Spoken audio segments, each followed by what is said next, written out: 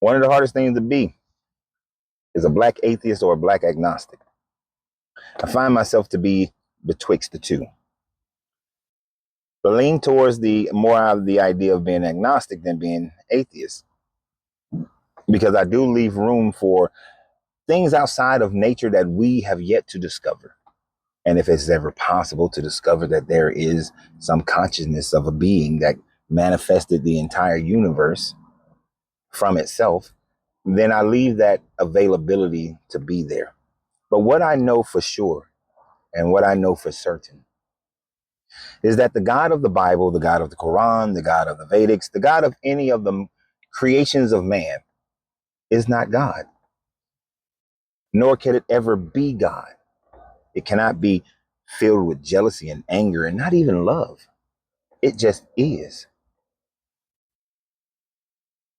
But the thing that many people like to ask, if you do not believe in God, or if I do not believe in God, what is it that I should believe in, or what is it that you believe in?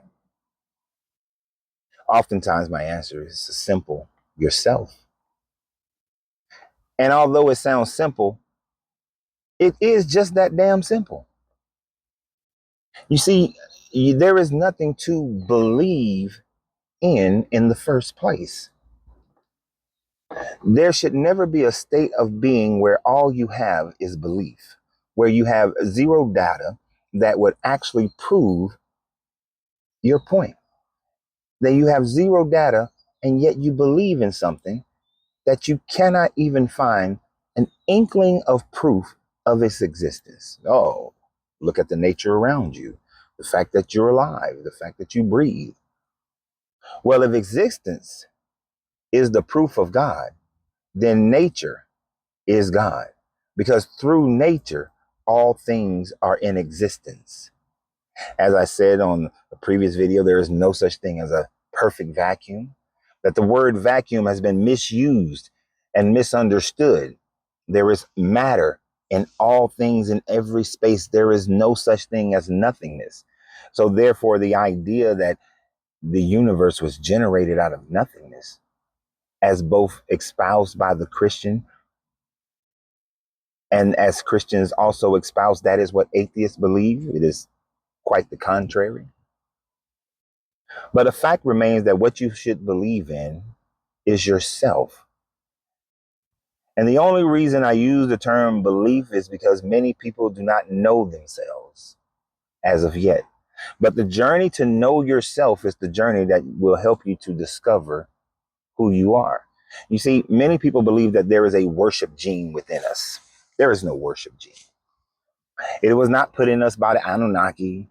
It was not something that some aliens, the Silurians or the lizard people, that the ones from the star Sirius came down and created man and changed man's genome and added a worship gene so that man would worship the Silurians or worship the Anunnaki or any other deity. The reason man worships is because of the fear of man to look within himself. There's a Brahmin story. And in that Brahmin story, it goes somewhat like this. Man had his Godhead, knew his Godhead, knew of himself, but man was abusing his Godhead. All the other deities gathered together to figure out what to do with man and his Godhead and take it away from man. One said, put it on the top of a mountain. Or Brahma said, no, you put it on the top of a mountain. Man would one day climb that mountain and find it.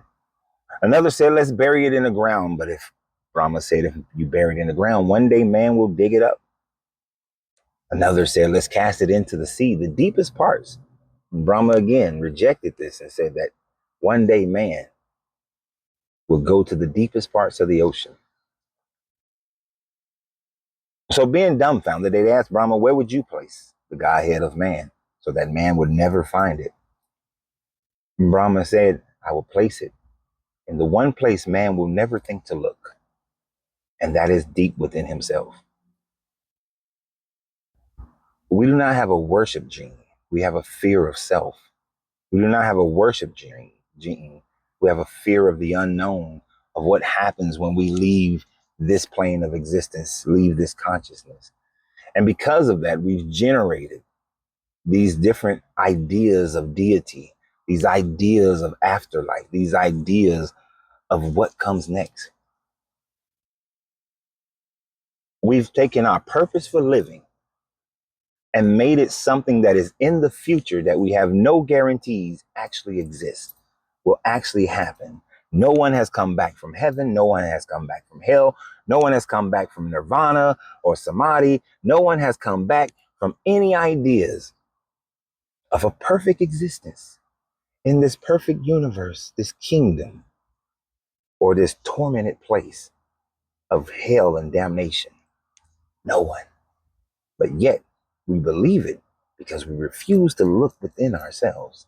We refuse to discover our purpose for living within ourselves. We refuse to accept that we are the determination of how our existence goes. Every aspect of man's history has been determined by the will of man. Yes, some people's will have been stronger than others, and they've created wars that affected others. But this is the natural law of all things, cause and effect, willpower. The strongest will always win, whether good or bad. The strongest will always win. It may be good to some, but it's bad to others. So until you dig deep within yourself and discover your own purpose for existence, find your methodology for growth, find your methodology for certainty, find something within yourself that allows you to be relevant to the world. When you discover that and you put your impact on the world, you will find that you no longer need to believe in some being, but that all you needed was yourself. So always remember, you have to free yourself to be yourself because your greatness is non-negotiable. Good journey, good vibrations.